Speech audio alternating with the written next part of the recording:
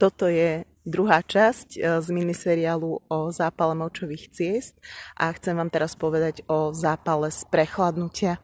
Nie nadarmo nám babičky hovorili, nesadaj si na to studené, prechladneš, nekúp sa v tej studenej vode, prechladneš. Naozaj močový mechúr je na chlad veľmi háklivý a veľmi ľahko sa podchladí. V tomto prípade, pokiaľ dôjde k zápalu z prechladnutia, vám antibiotika pri liečbe nepomôžu, ani nie sú na mieste. Terapiu, ktorú zvládnete doma sami, je zahriatie.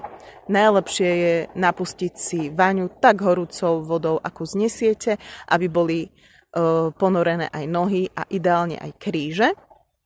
Dobre je do tejto horúcej vody pridať si morskú soľ a prípadne bylinky na podporu funkcie obličiek, čo môže byť praslička, žihlava, púpavový list, zlatobil a rôzne ďalšie. A potom treba močový mechúr prepláchnuť a zohriať ho.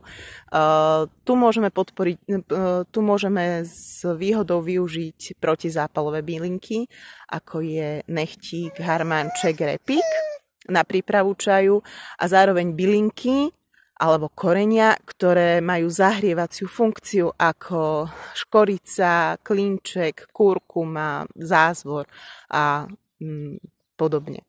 Takže keď prechladneme od spodu, od močových ciest, zahrieme sa v horúcej vode, vypijeme horúci čaj a po kúpeli sa opäť zabalíme do teplej deky a pokiaľ sa nám stav zlepší, tak sme nad zápalom v podstate vyhrali. Ak potrebujete viacej informácií, napíšte mi na Bylinková mama alebo sa pridajte do mojej facebookovej skupinky Liečím deti prírodou.